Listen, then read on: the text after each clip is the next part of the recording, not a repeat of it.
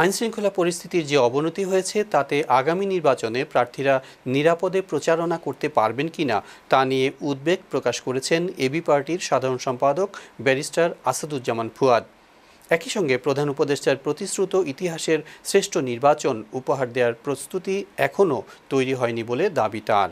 শনিবার সন্ধ্যায় রংপুরের সুমি কমিউনিটি সেন্টারে সাংবাদিকদের সঙ্গে মতবিনিময়ে তিনি এসব কথা বলেন। তবে তিনি আশা প্রকাশ করে বলেন, রাজনৈতিক দলগুলো যদি আন্তরিক হয় আর প্রশাসন যদি সঠিক ভূমিকা পালন করে তাহলে সুষ্ঠু নির্বাচন সম্ভব, কিন্তু এ বিষয়ে কার্যকরী ভূমিকা রাখতে হবে অন্তর্বর্তী সরকারকে।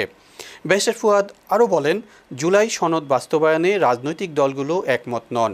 তারপরও যেসব বিষয়ে তারা একমত হয়েছেন সেগুলো ঝুলিয়ে না রেখে দ্রুত বাস্তবায়নের দাবি জানান ব্যারিস্টার ফুয়াদ। এ সময় তিস্তা মহাপরিকল্পনা নিয়ে বিগত সময়ে ভারতের দ্বিমুখী আচরণের সমালোচনা করে ফুয়াদ বলেন, তিস্তা ইস্যুতে প্রতিবেশী দেশকে আর বিশ্বাস করা যায় না, তাই স্বল্প সুদের ঋণে চীনের সঙ্গে পরিকল্পনা বাস্তবায়নের দাবি ফুয়াদের।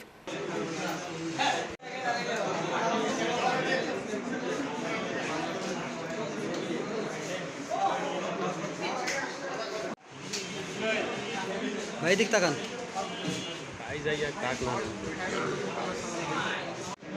নরেন না দাঁড়িয়ে থাকুন ভাই হয়েছে। আরে টাটা আরে নরেন না ধরি তখন নরেন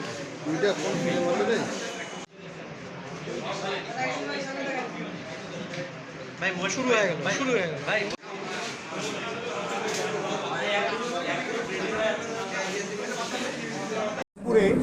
ট্রেন লাইন টানা আছে, কিন্তু হিলির মতো জায়গাতে গুরুত্বপূর্ণ জায়গা হওয়ার পরেও সেখানে কোনো ট্রেন থামছে না। তো আমরা যারা রেল উপদেষ্টা আছেন মাননীয়, তাকে অনুরোধ করছি যে হিলিবাসীর এবং দিনাজপুরের ওই অঞ্চলের মানুষের বহুদিনের দাবি আছে যে ট্রেন লাইন এবং ট্রেন স্টেশনের সকল সেবা ওখানে আছে, শুধুমাত্র হিলিতে একটা স্টেশনের সেবাটাকে পুনর্চালন করাটা হচ্ছে জরুরি এবং সেটা চাইলেই করা সম্ভব। আমরা রেলের অধিদপ্তর, রেলের যারা দায়িত্বশীল কর্মকর্তা এই অঞ্চলে আছেন, যারা উপদেষ্টা সচিব আছেন, তাদেরকে আহ্বান করছি রংপুর বিভাগের যেই অঞ্চলে রেলকে কানেক্ট করা দরকার, কারণ 7, 8, 9, 10 ঘন্টা লেগে যাচ্ছে বাসে কোচে যাতায়াত করতে। অতএব ট্রেন যাত্রাটাকে যদি আমরা প্রত্যেকটা জেলার সাথে, গুরুত্বপূর্ণ উপজেলার সাথে কানেক্ট করতে পারি, ঢাকার সাথে এবং বিভাগীয় শহরের সাথে, তাহলে মানুষের যাতায়াত ব্যবস্থাটা অনেক আরামদায়ক হবে, সস্তা হবে এবং বাসে করে আসার যে নিরাপত্তাজনিত যে সমস্যা আছে, দুর্ঘটনার সম্ভাবনা আছে, সেগুলো থেকে তারা মুক্ত পাবে। ফাইনালি হচ্ছে জাতীয় বিষয় নিয়ে একটু কথা বলি।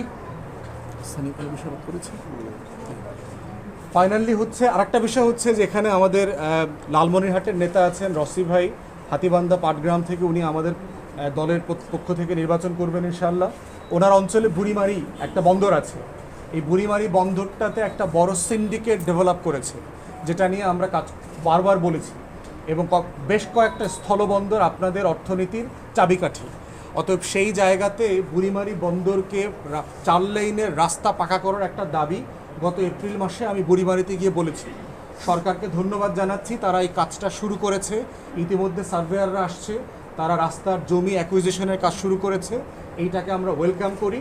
তবে বুড়িমারি বন্দরকে ডিজিটালাইজ করা, এখানে যে সিন্ডিকেট ডেভেলপ করেছে রাজনৈতিক ব্যানারে শ্রমিকদেরকে অ্যাবিউজ করা এবং অস্বাস্থ্যকর পরিবেশে কাজ করতে বাধ্য করা হয়েছে, এই পঞ্চগড়েও যে বন্দর আছে, কুড়িগ্রামের, এই প্রত্যেকটা জায়গাতে যে সিন্ডিকেট ডেভেলপ করেছে, এই সিন্ডিকেটগুলো ভেঙে দিয়ে ন্যায্যতার ভিত্তিতে টেন্ডারে যারা কাজ পাচ্ছেন তাদেরকে কাজ বুঝিয়ে দেওয়া দরকার। এবং আমরা দেখতে পাচ্ছি বিভিন্ন টেন্ডারে এখনও বর্তমান রাজনৈতিক দলের ব্যানার আর আগের দলের টেন্ডারের লাইসেন্স, এই দুইটার সম্মিলিত সিন্ডিকেট একসাথে কাজ করছে। এইটা নতুন বাংলাদেশের জন্য কাম্য না, এটা আমরা আশা করি না, আমরা দেখতে চাই না। অতএব এগুলোকে সিরিয়াসলি অ্যাড্রেস করা দরকার। ফাইনালি জাতীয় রাজনীতি নিয়ে আমরা যেটা বলতে চাই আপনাদেরকে, সেটা হচ্ছে যে আমরা বোধ করছি যে নির্বাচনের ব্যাপারে অন্তর্বর্তীকালীন সরকার প্রধানের উপরে আমরা বরাবরই আস্থাশীল ছিলাম। ডিসেম্বর 25 থেকে শুরু করে জুন 26-এর মধ্যে উনি যে ওয়াদা দিয়েছিলেন তার ভিতরেই নির্বাচনের তারিখ ঘোষণা করা হয়েছে। তারিখটা এক্স্যাক্টলি না, মাস আমরা জানি, আগে এপ্রিলের কথা বলেছিলেন, এখন ফেব্রুয়ারির কথা বলছেন। আমরা অন্তর্বর্তীকালীন সরকারের এই নির্বাচনের দিন তারিখ ঘোষণাটাকে আমরা স্বাগত জানাই এবং আমরা ওর ব্যাপারে আস্থাশীল। তবে আমাদের বেশ কিছু জায়গা আছে উদ্বিগ্ন হওয়ার মতো। সেটা হচ্ছে সারা দেশে আইনশৃঙ্খলা পরিস্থিতি যেভাবে অবনতি হচ্ছে, সেখানে নির্বাচনকালীন সরকার অথবা নির্বাচনের সময়ে বিরোধী দলীয় প্রার্থীরা অথবা বড় দলের বাইরে যারা নির্বাচন করছেন, তারা আসলে নিরাপদে নিশ্চয়তার সাথে নির্বাচনের ক্যাম্পেইন করতে পারবেন কিনা সেই ব্যাপারে আমরা যথেষ্ট উদ্বিগ্ন। আমাদেরও যারা নির্বাচন করবার জন্য মাঠে আছেন, কাজ করছেন, আমরা প্রায় খবর পাচ্ছি এখনই ব্যানার ছিঁড়ে ফেলা, ফেস্টুন ছিঁড়ে ফেলা, পোস্টার ছিঁড়ে ফেলা, তারপর নেতাকর্মীদেরকে হুঁশিয়ার দেওয়া, ভয় দেখানো যে এরা কেন এই এলাকাতে ওই দল করে। এই পরিস্থিতিটা আরও নিয়ন্ত্রণের বাইরে চলে যাবে আগামী নভেম্বর ডিসেম্বরের দিকে। অতএব সেই জায়গাতে আমরা শঙ্কিত যে ভালো নির্বাচন করবার জন্য যেটা আমরা আশা করছি এবং অন্তর্বর্তীকালীন সরকার যেটা ওয়াদা করেছে যে ইতিহাসের শ্রেষ্ঠ নির্বাচন হবে, সেই শ্রেষ্ঠ নির্বাচন হবার জন্য যে প্রস্তুতি সরকারের, যেই পরিমাণ সিদ্ধান্তমূলক জায়গা দেখবার কথা ছিল, সেইটা আমরা দেখতে পাচ্ছি না। সারা বাংলাদেশের প্রশাসনের উপরে, বিশেষ করে পুলিশ প্রশাসন, আমলাতন্ত্র, এই রাষ্ট্রীয় যন্ত্রের উপরে, সশস্ত্র বাহিনী, গোয়েন্দা সংস্থা, এদের উপরে যে পরিমাণ কর্তৃত্বশীল হওয়ার কথা ছিল, নিয়ন্ত্রণ হওয়ার কথা ছিল, সেইটা আমরা গত 1 বছরে দেখি নাই। অতএব এই ধরনের সিদ্ধান্তহীন বাস্তবতা রেখে একটা ভালো নির্বাচনের আয়োজন কতটুকু করা সম্ভব সেই ব্যাপারে আমরা শঙ্কিত। আমরা বোধ করছি এখনও ভালো সময় আছে। অন্তর্বর্তীকালীন সরকার যদি ডিসাইসিভ হয়, আগামী 3-4-5 মাসের ভিতরে বাংলাদেশের নির্বাচনের সুষ্ঠু পরিবেশ তৈরি করা সম্ভব।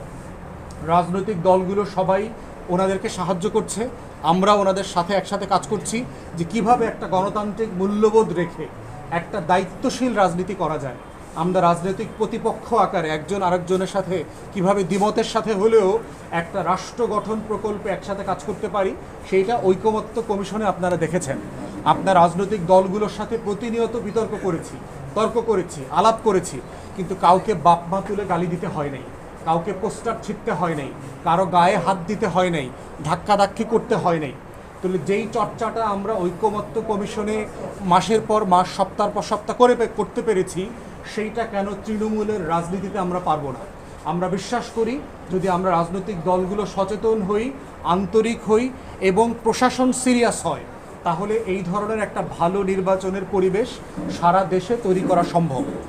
নির্বাচন কমিশনের দায়িত্বের ব্যাপারে আমরা বোধ করছি যথেষ্ট ঘাটতি আছে। নির্বাচন কমিশন ইতিমধ্যে যেই সংস্কার কাজগুলো করলে ভালো নির্বাচন হতে পারে, তার অনেকগুলো কাজ তারা ইতিমধ্যে উদ্যোগ নিয়েছেন, যদিও তারা রাজনৈতিক দলগুলোর সাথে এখন পর্যন্ত কোনো আনুষ্ঠানিক সংলাপে বসা শুরু করেন নাই, যেটা খুবই দুঃখজনক। 1 বছর হতে চলেছে নির্বাচন কমিশন রাজনৈতিক দলগুলোর সাথে কথা না বলা শুরু করলে কি সংস্কার করা দরকার, এই সংস্কারগুলো করতে চ্যালেঞ্জগুলো কি, কে করবেন, কতদিনের মধ্যে করবেন, এবং এই করতে রাজনৈতিক দলগুলো কোথায় কোথায় আপনাদেরকে সাহায্য করবে, সেই সংলাপ আলোচনা ছাড়াটা যদি আমরা এই সংস্কার অথবা নির্বাচনের কাজে এগোই, সেইটা আমাদের কারোর জন্য মঙ্গলজনক হবে না। তাই আমরা বোধ করছি অন্তর্বর্তীকালীন সরকার এবং নির্বাচন কমিশন যেই সংস্কারগুলো খুব দ্রুত গতিতে করা দরকার সেগুলো করা উচিত, এবং সেইটা রাজনৈতিক দলগুলো অংশীজনের সাথে পরামর্শ আলাপ সাপেক্ষেই করা দরকার। পার্টিকুলারলি দেখেন, আমরা বলেছি যে নির্বাচনে খরচটা কিভাবে প্রার্থীদের কমিয়ে ফেলা যায়। খরচকে কেন্দ্র করেই দেখবেন নির্বাচনের যে দুর্বৃত্ত পরায়ণ একটা সিন্ডিকেট ডেভেলপ করে, এইটা তৈরি হয় খরচকে কেন্দ্র করে। আমরা পরামর্শ দিয়েছি সংস্কার কমিশনকে এবং নির্বাচন কমিশনের বিভিন্ন